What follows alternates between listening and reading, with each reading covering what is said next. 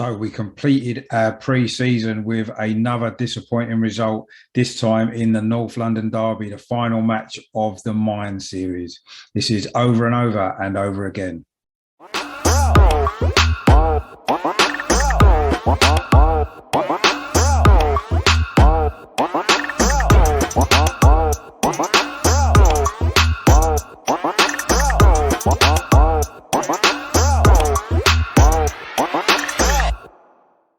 Hello, my name's Richard. Welcome back to my channel, over and over and over again, which features everything to do with Arsenal. In this video, I'm going to look back at yesterday's final match of the Mine series, our final pre-season friendly as well, of course, a 1-0 defeat at the Tottenham Hotspur Stadium. Really disappointing performance. Obviously, it's never nice losing to that lot either, and not the best preparation as we move to the start of the Premier League season on Friday. Also as well, I will be looking at the women's match as well. Far better performance and result from them, so at least we've got something to cheer about on this wet Monday morning. And just before I get into all that, I do want to make sure that you are subscribing to my channel. If you're new here and you do like what I'm doing, please click the subscribe button. It is free of charge. It does help the channel to reach a larger audience. If you've been here before and you haven't got around to doing it yet, I say please do so. It really does help the channel. I've recently reached 500 subscribers, so thank you to everybody who has done so already. Also as well, if you do enjoy this video, please give it a like. Please share the content around as well. And if you've got any comments at all to make about the match yesterday, our pre-season's going, what your thoughts are ahead of the big kickoff on Friday, please drop them in the box below, as I do love to hear from you guys as well.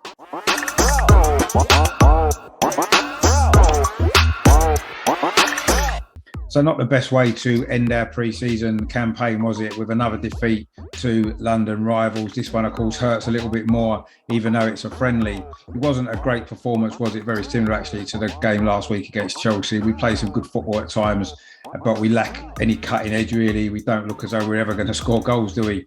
Really, really disappointing on that side of it.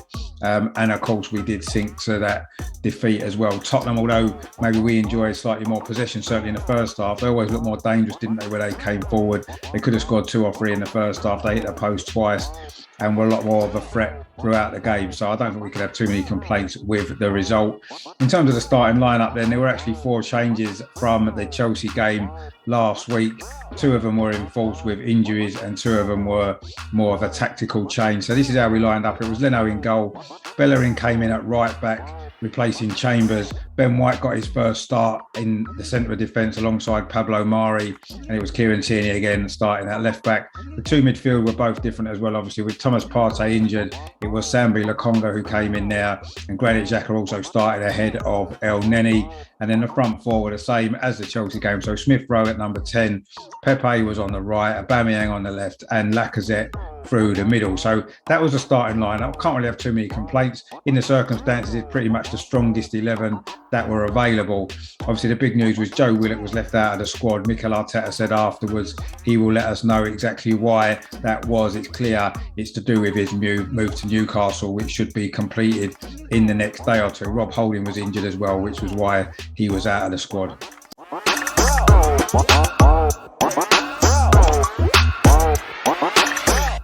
So the positives then, not really too many that we can take from that game. Again, very similar to the Chelsea performance. I suppose the biggest positive for me was the performance of Ben White. Of course, his first start for the club following his £50 million move from Brighton, and he looked very assured at the back, didn't he? Certainly in the first half, really in control, brings the ball out of defence nicely, got a good range of passing, and he did love a good tackle, didn't he? So all the things that we were expecting from him, he managed to produce in this game, and let's hope that's a sign of things to come. He's clearly an upgrade on the players that we've got in that position, so we can't really ask for any more than that. So a great performance from Ben White. I thought Lokonga as well in midfield had another good game.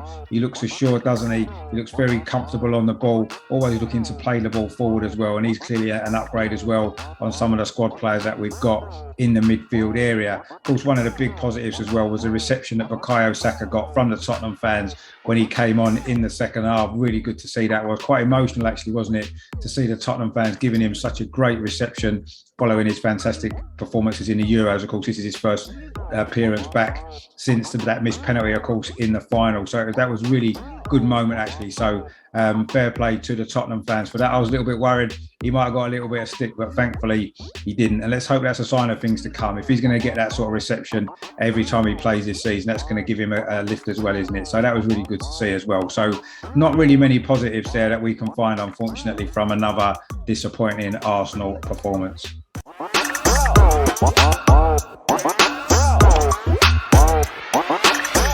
I mean, we could go on all day, couldn't we, about the negatives, I guess. A lot of possession without really creating too many chances. We're not getting in behind teams. We're not stretching them too much, are we?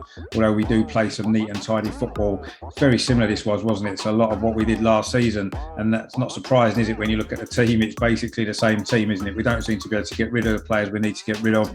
And we don't seem to be able to bring in the players that we need. So it is all quite frustrating. One of the biggest negatives has got to be the performances of Pierre-Emerick Aubameyang. 6 pre-season friendlies and no goals. In fact, he's really looked a threat, really looked like he's going to score. There was that one overhead kick, I think it was against Millwall, wasn't it, which hit the crossbar. But other than that, he's not looked like he's going to score a goal. Very, very worrying when you look at the performances that he produced last season as well. As we head into the new season, we need Aubameyang to be scoring goals, and he's just not looking a threat. Yes, he stuck it on the left wing. He certainly was the last couple of games. And although he's had a lot of success playing in that position previously, it doesn't seem to be working at the moment, does it? The only goal threat that we had yesterday was from Lacazette, and a lot of that was long-range efforts as well. So there is a massive problem there. We need Aubameyang firing. What the answer is, I'm not sure. There's talk that we may be in the market for another striker. Maybe that's what we need. Aubameyang is over 30 now. He's probably not going to get back to the sort of form that we saw from him a year or so ago, is he? So maybe we just have to accept that maybe his time is running out at the club, and maybe a replacement is needed. But that's a big concern. Still a lot of players, as we said, that are in the squad that maybe aren't good enough and shouldn't be there. We don't seem to be able to get rid of them. No one wants to buy them. And unless we do manage to offload them somehow, we're not going to be able to buy the players that we need. So it is a worrying time as we head, we're just 4 days away now, aren't we, from the big kick-off at Brentford on Friday. Not a lot seems to have changed from last season. 2 8th place finishes. What gives us any optimism that we may finish any higher than that this year? Not too much at the moment. So we can see there's a lot of changes need to be made, and very quickly, in the transfer market, and there's a lot of players that just aren't good enough. I'm getting concerned about Pablo Mari as well. He looked okay, didn't he, last season when he played? But so far in pre-season, he's looked off the pace, he's slow, he's out of position, he's making too many mistakes. And the sooner Gabriel is fit and in the team, the better. But of course, if you look at our bench yesterday, there wasn't an awful lot there to concern Tottenham, was there? There won't be an awful lot to concern too many teams. You know, the people like Maitland-Niles, Chambers are not really good enough. Cedric as well, El Neni, Nelson, you know, this was our bench, this is our squad. It's just not good enough, is it? Balogun, of course, came on, looked a bit lively, but how often is he going to play? Aziz wasn't even in the squad. So a lot of work to do, very little time to do it, I'm afraid.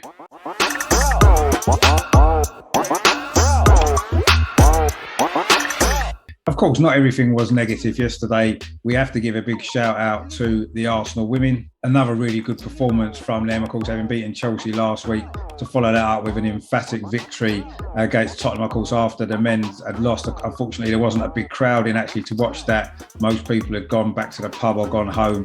So that was a shame. It certainly deserved a bigger audience. A really good performance it was, again, from the Arsenal women. Of course, the first match with the new coach actually in the stadium, taking charge of the team, because, of course, he was in quarantine last week. So there was just one change from the starting lineup that had beaten Chelsea last week. That was, of course, Jordan Nobbs was out with an injury, so Alex Hennessy came in. Good move that turned out to be. 2 goals from her, another young player coming through the Arsenal Academy system. Looks as though that's working really well. And it was also good to see Jem Beattie as well make her comeback following her recent problems, health problems and injuries. That was really good to see as well. But it was a really good performance from Arsenal. Maybe it took a little while to get going. We had 1 or 2 opportunities before we finally took the lead. What was it, about 12 minutes before half time? It was a good move, actually. It was a cross actually from Anna Patter on the right hand side, and it found Hennessy at the far post with a header into an empty net to give us the lead at the break. A fully deserved lead it was as well. The other goals actually all came quite late. We missed quite a few chances, but with 15 minutes to go, we did get the second goal from the penalty spot. Beth Mead was fouled in the area, and Katie McCabe, becoming such an important player, fired home from the spot into the top corner. Really good goal that was, and that basically sealed the victory. We did score a couple of goals right at the end. Patton got a goal herself, really good goal that was as well. The ball maybe fell a little bit kindly to her on the edge of the penalty area, but a fantastic first time finish across the keeper into the far corner. And then in stoppage time, Hennessy got a second goal as well. Fantastic counter-attack that was, from defence to attack. It was a cross into the box from Lisa Evans from the right-hand side, and Hennessy had a simple tap-in to make it 4-0. So things are looking really rosy, aren't they, for the Arsenal women? We've looked good in pre-season. Of course, we've got a tough start. We played Chelsea first game. That's not until the beginning of September, but things are certainly looking good. We've got a decent squad, bearing in mind we've still got all the players who played in the Olympics out, the Australians, of course, Miedemeier, who was in the crowd watching the game, which was nice to see. So yeah, things are looking really positive on the women's side. I think we could be set for a really good, strong season actually from the girls. Let's hope so, because we need something to be excited about this season, don't we? It certainly doesn't appear as though the men's team are going to give us too much of that.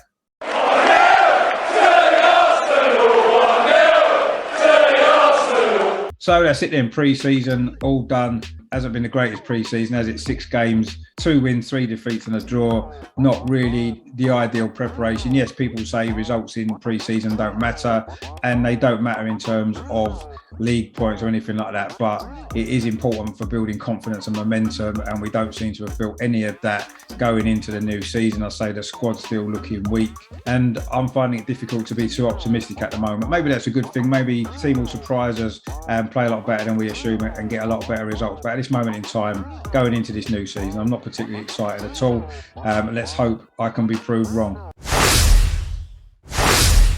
So that's a look back there on our final pre-season game. I say a 1-0 defeat at Tottenham, always a disappointing result. But the real action, of course, starts on Friday with that match at Brentford. Stay tuned to the channel, because I've got a lot of great stuff coming up this week as we do head to the new season. Of course, tomorrow night, the Tuesday club, lots to discuss. Of course, this will be the last Tuesday club before the big kickoff. So we're going to be looking ahead to the Brentford game, looking back at this game, a few other bits and pieces as well. The Joe Willock transfer. We're going to be looking back at another season as well in the archive. All that's to come tomorrow night, 7:30 with a panel. So stay tuned for that. I'll also be looking ahead to the Brentford game, doing a preview of that game, looking at the history of Brentford as well. Obviously, maybe people don't know too much about them. They've not been in the top flight for over 70 years. So there'll be loads of stuff on that game coming up as well. And then, of course, there will be a live watch along on Friday, 8 o'clock kickoff. So I'll probably go live about 7:45 with your team news, and then full match commentary and analysis. And then, of course, over the weekend, we'll be doing a preview of the game, maybe get some guests on as well to give thoughts on the performance and that kind of stuff. So loads coming up on the channel. If you haven't done so already, please click the subscribe button.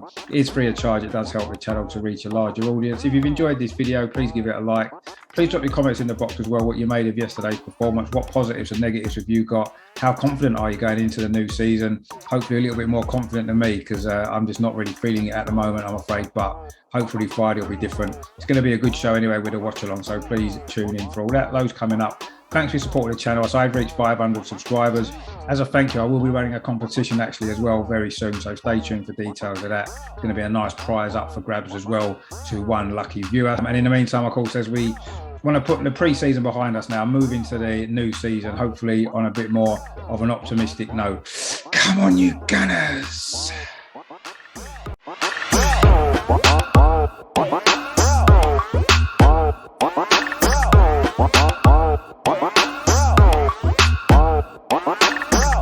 What?